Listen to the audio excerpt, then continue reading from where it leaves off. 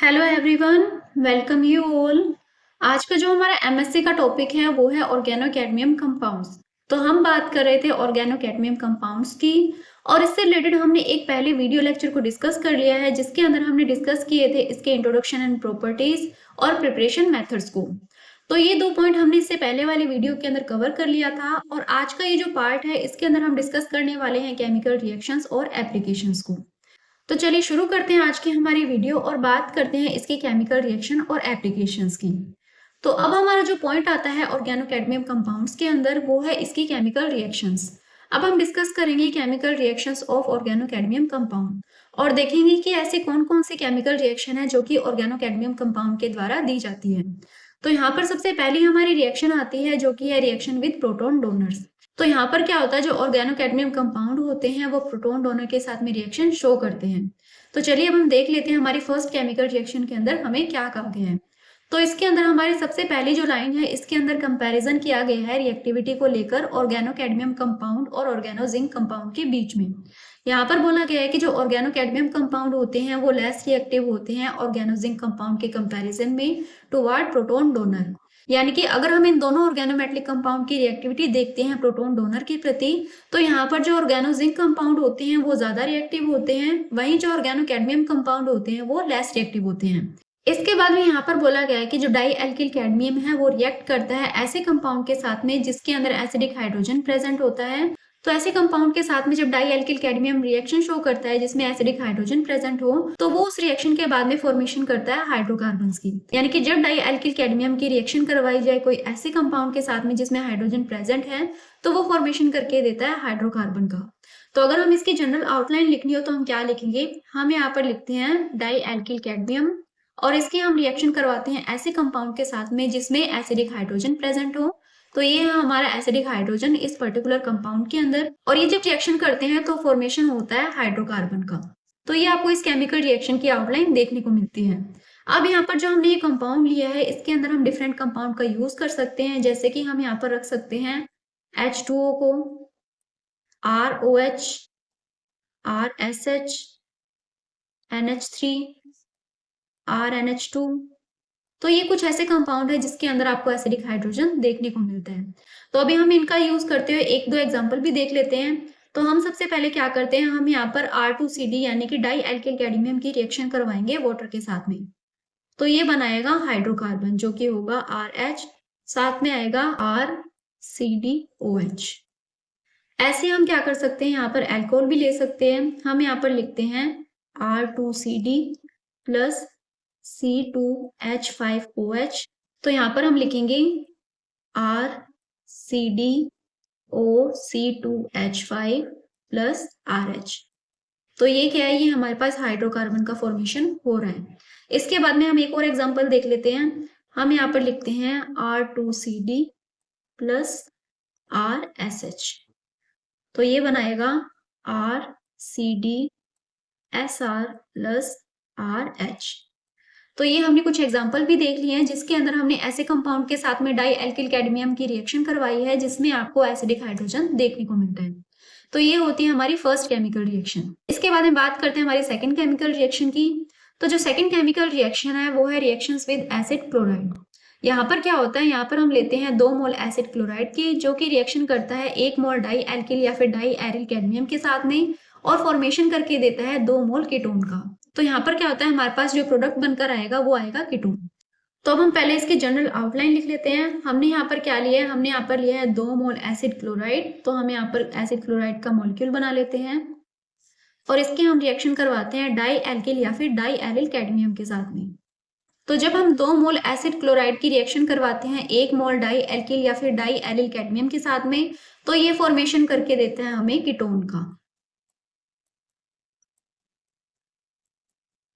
तो ये हो जाती है हमारे इस केमिकल रिएक्शन की जनरल आउटलाइन। अब इसके कुछ हम एग्जांपल भी देख लेते हैं। तो एग्जांपल के लिए हम यहाँ पर लिख सकते हैं कुछ ऐसे कंपाउंड को। हम यहाँ पर 4 मेंबर रिंग का फॉर्मेशन करते हैं, यानी कि जो R ग्रुप है इसकी जगह हमने 4 मेंबर रिंग लगाई है, और यहाँ पर हम मॉलिक्यूल बनाते हैं एसिड क्लोराइड का। तो जब ये रिएक्शन करती है R2CD के साथ में, तो ये फॉर्मेशन करके देगा कुछ ऐसे कंपाउंड का। तो ये जो कंपाउंड है ये हमारे पास बनता है कीटोन। ऐसे ही हम कुछ और केमिकल रिएक्शन देख लेते हैं। हमारा जो सेकंड एग्जांपल है उसके अंदर हम लिखते हैं 2C6H5 CH double bond CH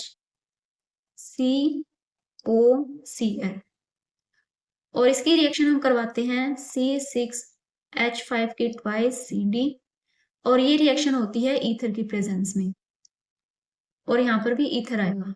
तो अब इसके बाद में हमारा जो प्रोडक्ट बनता है वो है 2C6H5 CH double bond CH C double bond O C6H5 plus CdCl2। तो ये हमारा सेकंड एग्जांपल हो जाता है इस केमिकल रिएक्शन का। इसके बाद में हम बात करते हैं हमारे अगली केमिकल रिएक्शन की। तो जो अगली केमिकल रिएक्शन है वो है रिएक्शन विद एसिड एनहाइड्राइड। अब हम क्या करेंगे, यहाँ पर ऑर्गेनो कैडमियम कंपाउंड को रिएक्शन करवाएंगे एसिड एनहाइड्राइड के साथ में, जिसके बाद में हम देखते हैं कि क्या प्रोडक्ट हमें देखने को मिलता है।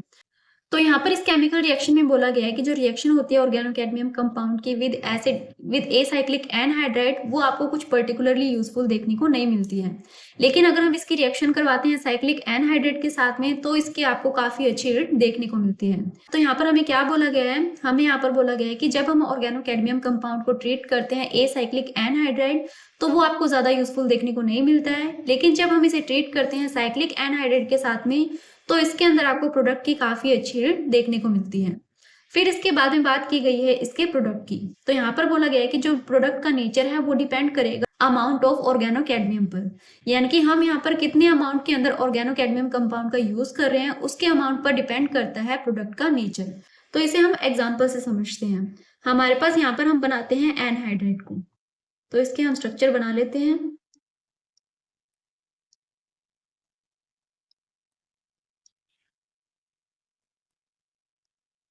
तो ये हमारे पास आ जाता है एनहाइड्राइड। अब ये जो एनहाइड्राइड है ये ऑर्गेनो कैडमियम कंपाउंड के साथ में रिएक्शन करता है, लेकिन हमने यहाँ पर कितनी अमाउंट में ऑर्गेनो कैडमियम कंपाउंड लिया है उसी पर डिपेंड करता है नेचर ऑफ प्रोडक्ट, यानी कि प्रोडक्ट कौन सा बनेगा ये ऑर्गेनो कैडमियम कंपाउंड की अमाउंट पर डिपेंड करता है। तो सबसे पहले हम ये जो एनहाइड्राइड है इसकी रिएक्शन करवाते हैं small amount of organo cadmium के साथ में। तो हम यहाँ पर लिखते हैं CH3 CdCH3। तो ये है हमारे पास डाई एल्किल कैडमियम, और इसकी हम रिएक्शन करवाते हैं एनहाइड्राइड के साथ में। और ये जो डाई एल्किल कैडमियम है ये अभी हमने ले रखा है स्मॉल क्वांटिटी में। तो जब हम इसकी स्मॉल क्वांटिटी का यूज करते हैं तो हमारे पास कुछ ऐसे प्रोडक्ट का फॉर्मेशन होता है। यहाँ पर आएगा C double bond O CH3, और यहाँ पर आएगा COOH। और ये जो कंपाउंड है इसे हम बोलते हैं 4 कीटो एसिड। तो इसका नाम है 4 कीटो एसिड। तो हमारे पास 4 कीटो एसिड का फॉर्मेशन होता है जब हम यहाँ पर डाई एल्किल कैडमियम की स्मॉल अमाउंट का यूज करते हैं तब। लेकिन अगर हम यहाँ पर डाई एल्किल कैडमियम की अमाउंट को एक्सेस में लेते हैं तब क्या होगा, तो हम यहाँ पर दूसरी रिएक्शन करवाते हैं। यहाँ पर हम लिखते हैं CH3 CdCH3, और इस बार हम इसे लेते हैं एक्सेस में। एक्सेस में लेने पर क्या होगा, अब हमारे पास कुछ ऐसे कंपाउंड का फॉर्मेशन होगा। CH3 CH3, यहाँ पर आएगा O, और यहाँ पर भी आपको C डबल बॉन्ड O और कुछ ऐसे कंपाउंड देखने को मिलेगा। तो ये जो कंपाउंड है इसका नाम है थेलिन। तो यहाँ पर हम लिख लेते हैं। तो ये जो कंपाउंड बना है ये है थेलिन। तो ये थी हमारी थर्ड केमिकल रिएक्शन, जिसके अंदर हमने देखा कि जब हम एनहाइड्राइड को ट्रीट करते हैं डाई एल्किल कैडमियम के साथ में, लेकिन जब हम इसकी स्मॉल अमाउंट का यूज करते हैं तो हमें फॉर्मेशन होते हुए दिखाई देता है 4 कीटो एसिड का। लेकिन अगर हम यहाँ पर डाई एल्किल कैडमियम को एक्सेस में यूज करते हैं तो वहां पर फॉर्मेशन होता है थेलिन का। तो यहाँ पर आपको देखने को मिल रहा है कि जो प्रोडक्ट की नेचर है वो डिपेंड करती है ऑर्गेनो कैडमियम की अमाउंट पर। तो ये थी हमारी third chemical reaction organo cadmium compounds की। अब इसके बाद में बात करते हैं हमारे नेक्स्ट पॉइंट की। तो अगला जो पॉइंट है वो है एप्लीकेशन को लेकर। जैसा कि हमने शुरू के अंदर देखा था, जो ऑर्गेनो कैडमियम कंपाउंड होते हैं वो लेस रिएक्टिव होते हैं, इसी के साथ में ये टॉक्सिक होते हैं, जिसकी वजह से आपको इनकी ज्यादा कुछ एप्लीकेशन देखने को नहीं मिलती है। लेकिन फिर भी हम यहाँ पर बात करते हैं 2 इंपॉर्टेंट एप्लीकेशन की। पहली जो एप्लीकेशन है इसके अंदर हम यूज करते हैं ऑर्गेनो कैडमियम रिएजेंट का ऑर्गेनिक सिंथेसिस के अंदर। जैसे कि हमने यहाँ पर एक रिएक्शन देखी थी जिसके अंदर हमने ऑर्गेनो कैडमियम रिएजेंट का यूज किया था विद एसिड क्लोराइड और फॉर्मेशन किया था कीटोन का। तो यहाँ पर हम क्या कर सकते हैं, जो ऑर्गेनो कैडमियम रिएजेंट है उसका ऑर्गेनिक सिंथेसिस के अंदर यूज कर सकते हैं और कीटोन का फॉर्मेशन कर सकते हैं। इसके बाद में बात करते हैं हमारे अगली एप्लीकेशन की। नेक्स्ट जो एप्लीकेशन है वो है सिंथेसिस ऑफ नैनो मटेरियल्स। हम इस ऑर्गेनो कैडमियम कंपाउंड का यूज कर सकते हैं कोलोइडल नैनो क्रिस्टल का सिंथेसिस करने में, और इसका एग्जांपल हम देख सकते हैं कैडमियम सेलेनाइड। तो सेकंड जो एप्लीकेशन है उसके अंदर हम ऑर्गेनो कैडमियम कंपाउंड का यूज कर सकते हैं नैनो मटेरियल को सिंथेसिस करने में। तो ये थी हमारी कुछ एप्लीकेशन ऑर्गेनो कैडमियम कंपाउंड को लेकर, और इसी के साथ में हमारा जो ऑर्गेनो कैडमियम कंपाउंड है वो भी कंप्लीट होता है। तो इस वीडियो के लिए इतना ही। आई होप आपको वीडियो अच्छा लगा होगा। अगर वीडियो अच्छा लगा तो चैनल को सब्सक्राइब करें, इसी के साथ में वीडियो को ज्यादा से ज्यादा शेयर करें और लाइक करें। Thank you.